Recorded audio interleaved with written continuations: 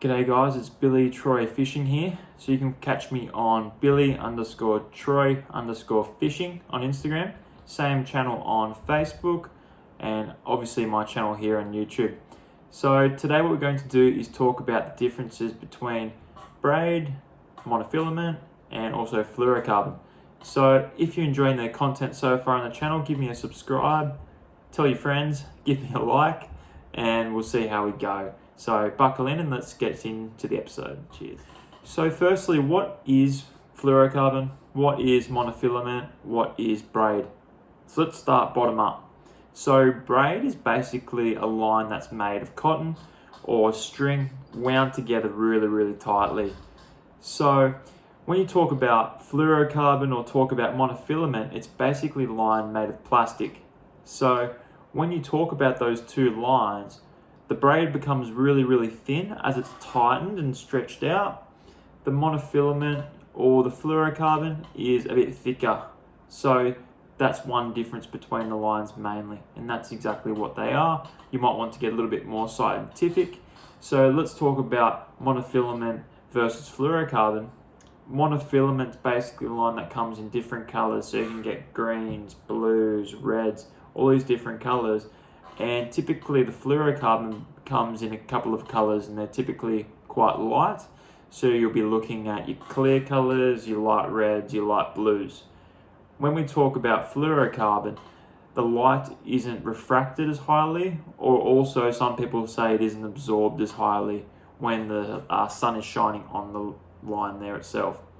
So with that, visibility becomes an issue. So let's say if you're fishing for species such as brim and your flathead that are being a bit shy, fluorocarbon makes a big difference, being less visible in the water. So let's talk about braid to start with. So braid, I fish it about 90% of the time, just because for me I love the sensitivity, and for me it just works. I'm used to it and I've fished it for at least 10 years now. So what I typically use is a Sunline, and for me that's one of the better brands as well. So why do I use braid so often? So a number of reasons. Firstly, I think it's quite sensitive. Well, probably the most sensitive you're going to get in terms of line. I think it's price-wise relatively okay. And thirdly, for the sink rates and the casting distance as well. Because the line is so thin, when you're casting it, it's not getting pushed by the air as much and it's so thin. Same for your sinking rates. If you're fishing in areas that the tide's quite high, you probably want to get yourself a set of good line or a packet of good line, to try and fish with. Just because the line will sink a lot quicker, you'll cast further, and you'll also be able to get those sensitivity increases with that line.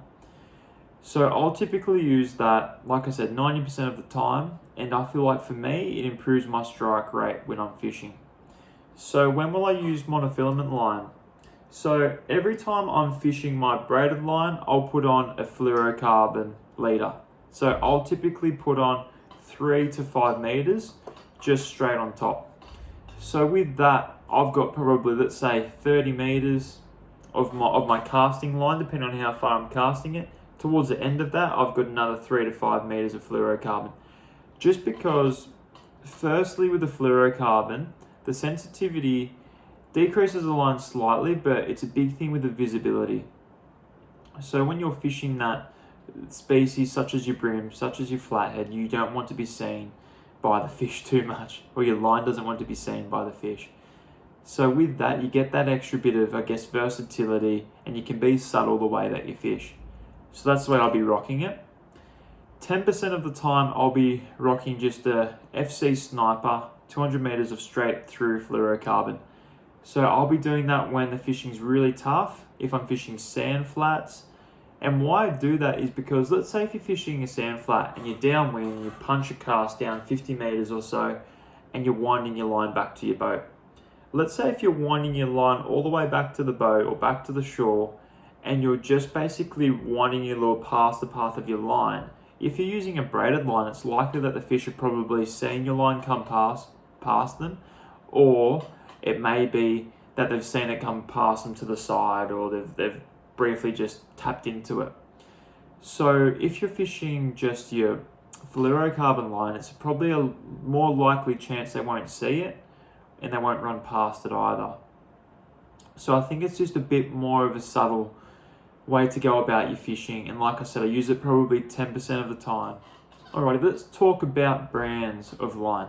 So I should be a Sunline sponsored athlete or something because I rave about them, but in both of my monofilament and my braid, pardon me, I use Sunline. So that one there, that's just a PE4. I typically use the PE times 8, but that was quite cheap when I bought it, so I thought I'd jump on it. And that's the leader I use, so FC Rock, that's just 4 pound, which I'll use for brim and sometimes flatty. But what I'll use if I'm just going straight through is the FC Sniper. That comes in about 200 meters on a roll. This one typically comes with 150 meters on the roll. So other brands I've used in the past have been Daiwa, I've used Berkeley, I've used Goosen, which is really expensive, but it is quite good. I just find for cost for money, availability, Sunline's probably one of the better ones. And like I've said in the past, I've worked at fishing stores for quite a little while. Just in terms of customer reviews, my own reviews, and from trials and errors, I've seen probably Sunline provide the best value for money. So I'm going to be sticking with that. So overall, what I'd probably suggest is try your braided line if you haven't done it already. Be careful though with it because you need to know how to roll the line on pretty tautly.